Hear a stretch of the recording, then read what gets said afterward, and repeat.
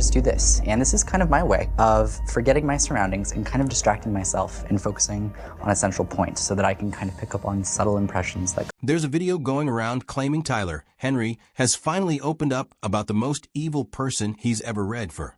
Someone from a disturbing session back in 2017 that he's allegedly kept quiet about for years. Sounds huge, right? But before we get carried away, let's actually look at what's been confirmed, what's pure speculation, and what we genuinely don't know. Because the real story here might be more interesting than the headline. Who is Tyler Henry? If you're not familiar, Tyler Henry is the guy behind Hollywood medium Life After Death with Tyler Henry, and most recently Live from the Other Side.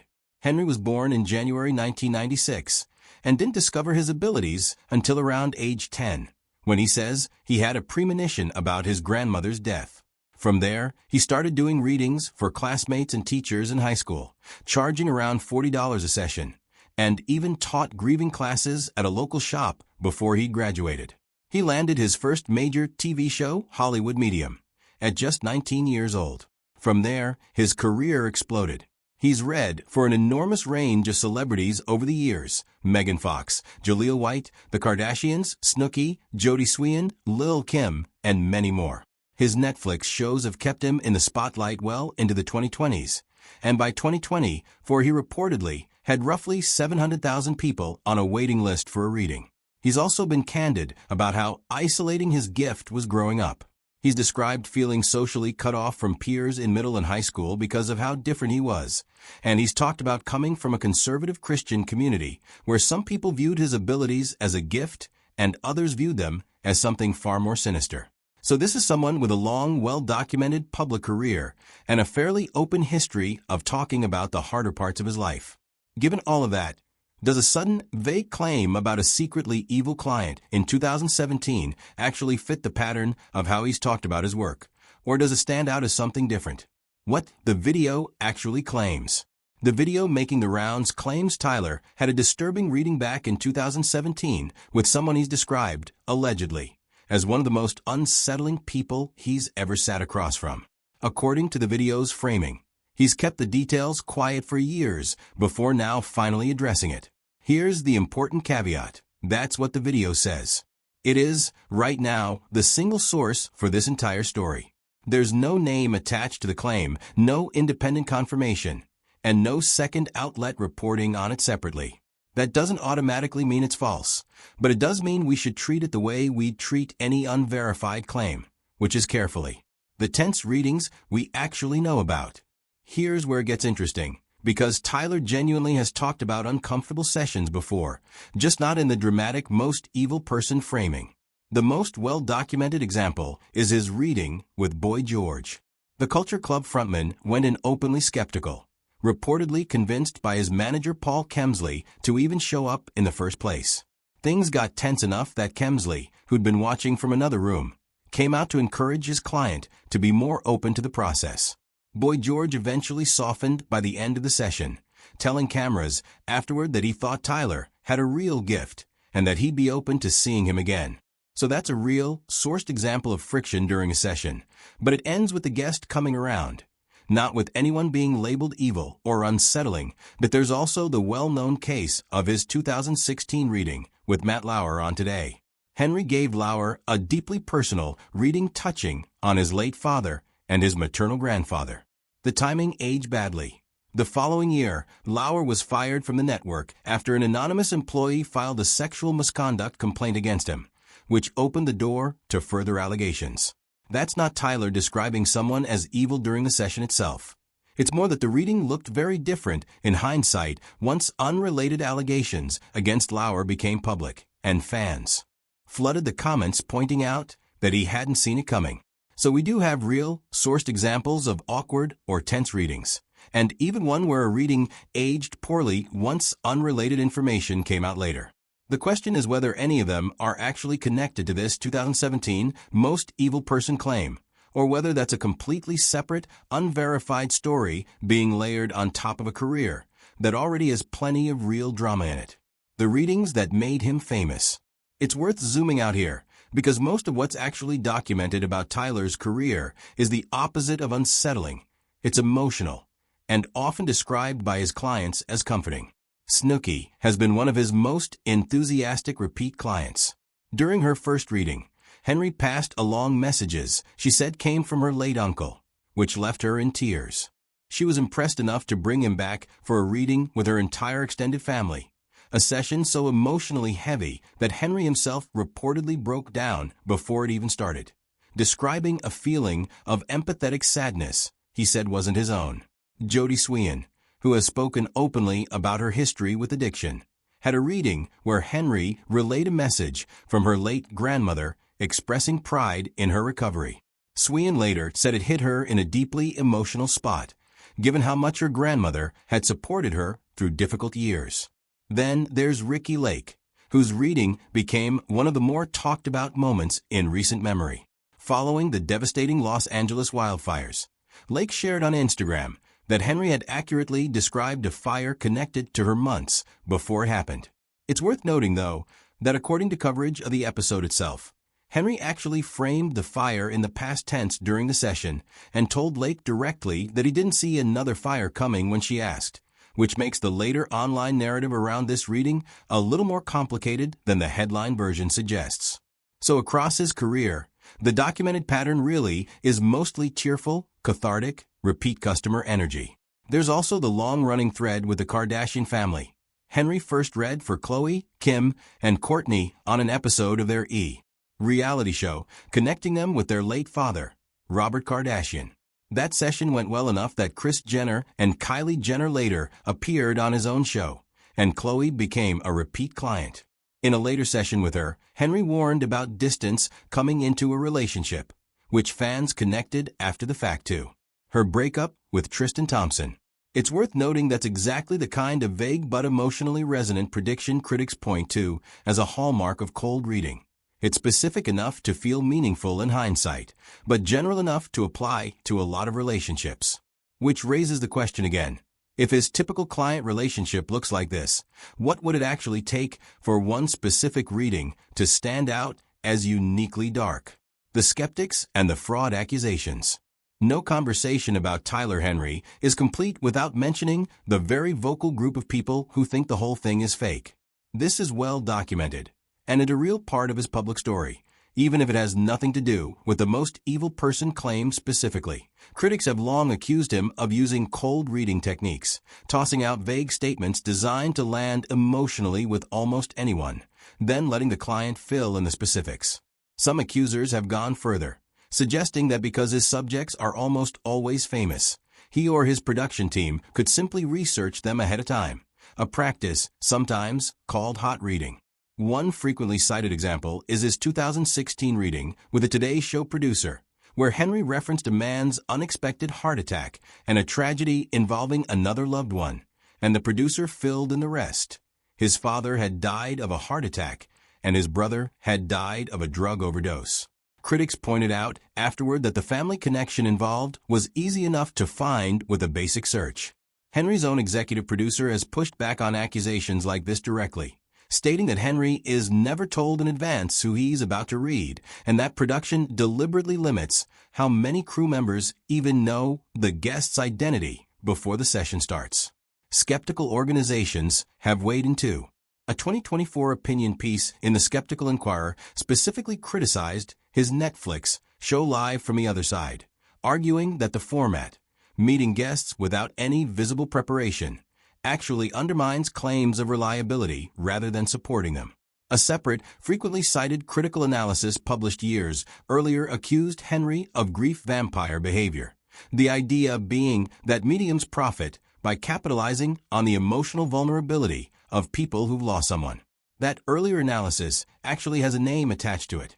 Scientific skepticism activist Susan Jerbick published a formal critique of Henry's reading with Alan Thicke through the Center for Inquiry, arguing that flagging heart and blood pressure trouble wasn't a genuine prediction at all, since heart disease is statistically the leading cause of death for American men, meaning the odds were already in his favor. It's one of the more organized on-record pushbacks against Henry's specific claims, rather than just general online doubt. Around the same period, an episode of Hollywood Medium featured Dr. Drew running an on-camera mural scan to see what was actually happening in Henry's brain during a session, a rare attempt to test him under something closer to controlled conditions, though the segment stopped short of settling the debate either way. Even Henry himself has been fairly open that he's not infallible. He's told interviewers he aims to be accurate roughly 80% of the time, comparing himself to a basketball player who still misses free throws, but is recognized as talented anyway. He's also said publicly that he welcomes skepticism, drawing a distinction between healthy skepticism and outright cynicism, and has framed the discomfort some people feel about him as a natural reaction to something unfamiliar. There's also been ongoing skepticism around his Netflix shows specifically, with some critics online accusing the format of profiting off grief, going so far as to call it predatory toward genuinely vulnerable people. Henry, for his part, has consistently maintained that his intention is to help people, describing his ability almost as a compulsion rather than a choice. He said that if he tries to take time off, he starts to feel physically uneasy within a couple weeks. This matters for our story because it shows Henry's career has already weathered plenty of real, sourced controversy. Accusations of fraud, accusations of exploiting grief, plenty of skeptical commentary from both critics and the audiences he reads. None of that, however, lines up specifically with the evil client narrative currently circulating. It's a different kind of criticism entirely that SO given how much documented controversy already exists around his legitimacy. Why would this one specific, unnamed claim be the one that finally breaks through, especially with so little detail attached to it? His track record, hits and misses. Since accuracy is at the heart of every Tyler Henry controversy, it's worth actually walking through some of the documented cases, because the real record is a lot messier than either side of the debate usually admits. On the eerily accurate side, there's his reading with skateboarder Rob Dyrdek back in 2016.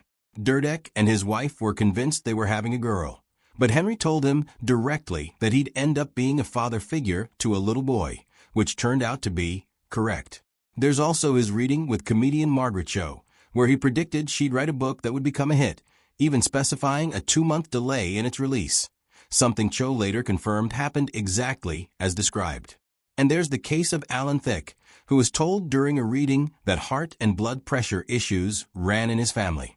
Thicke died of an aortic dissection months later, which fans pointed to as proof of Henry's gift, though skeptics countered that heart disease is statistically the leading cause of death for American men, making it a fairly safe guess rather than a specific prediction.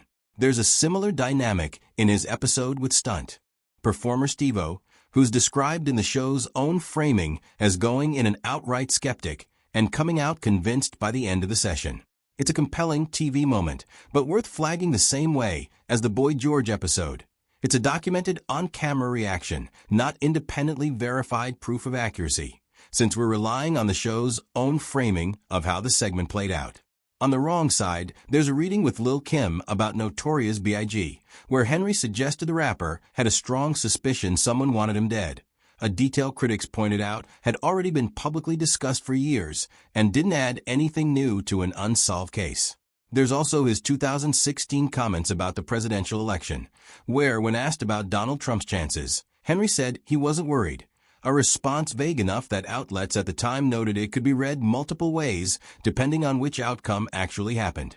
And then there's Kristen Chenoweth, whose reading became one of Henry's favorite examples of validation. He described drawing a piece of jewelry before even sitting down with her, and her family later confirmed it matched an actual piece that belonged to a deceased loved one. Henry himself doesn't pretend to bat 1,000. He's said in interviews that he doesn't think getting some readings wrong invalidates the ones he gets right, comparing it to how even great athletes have an off day without that erasing their overall talent. So with a documented track record that's genuinely mixed, some startlingly specific hits, some vague misses, and plenty of room for interpretation in between, does that make a sudden, headline-ready claim about one uniquely evil client more or less believable? One thing that is well documented is how Tyler talks about discretion with celebrity clients. In an interview, he explained that when he's reading someone famous, he has to be conscious that they have a public image to maintain. Information that might be fine to say out loud for an average person isn't always something a celebrity wants made public. So he said directly that he tailors what he shares based on what a client wants kept private. That's a real on-record explanation for why he might be cagey about specific clients or specific sessions. It doesn't confirm anything about a most evil person, but it does explain why, in general, he wouldn't go into detail naming names or describing a client unfavorably on camera. That's just baked into how he's described his own process for years, long before this particular rumor showed up online. So if discretion is just part of how he normally operates, does that make the kept quiet for legal reasons claim more believable? Or does it actually undercut the idea that this one story is uniquely dramatic compared to everything else he stayed quiet about? What's missing from this story? Let's be straightforward about the gaps here.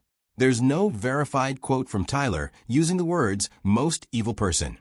There's no confirmed identity for who this client supposedly was. There's no second source, no entertainment outlet, no other interview, no social media post from Tyler himself, corroborating the claim beyond the one video currently driving the conversation. That matters because a lot of celebrity gossip content gets built this way. A dramatic title gets attached to a vague or thin premise, and from there the internet fills in the blanks. Sometimes there's a real story underneath. Sometimes there isn't much there at all. Right now, with just one source making the claim and no independent confirmation, this falls into wait-and-see territory rather than confirmed fact. It's also fair to point out that Henry has a long history of being asked directly about difficult or skeptical clients in real interviews, and in every documented case we could find, his answers stay general. He talks about discretion, about the emotional weight of certain sessions, about clients who needed convincing. He doesn't single anyone out as uniquely evil. That doesn't prove the current rumor is false, but it does mean the claim doesn't match the pattern of how he's actually talked about his work in every interview that's actually on the record. So should this story be treated as breaking news, or as one creator's claim that hasn't been verified anywhere else yet? So here's where we actually land. Tyler Henry has had real documented tense moments on camera, plenty of real controversy around his legitimacy, a genuinely mixed track record of hits and misses, and he's been open about being careful with what he reveals about celebrity clients. But the specific claim about a most evil person from a secret 2017 reading is, right now, unverified and resting on a single source. We're not saying it's false. We're saying it hasn't been confirmed. And that distinction matters, especially with a career that already has plenty of real, source drama without needing to invent more. If you want us to keep tracking this story and let you know the moment anything more solid comes out, hit subscribe so you don't miss the update. And let us know in the comments. Do you think there's something real buried in here, or is this just another internet rumor running ahead of the facts?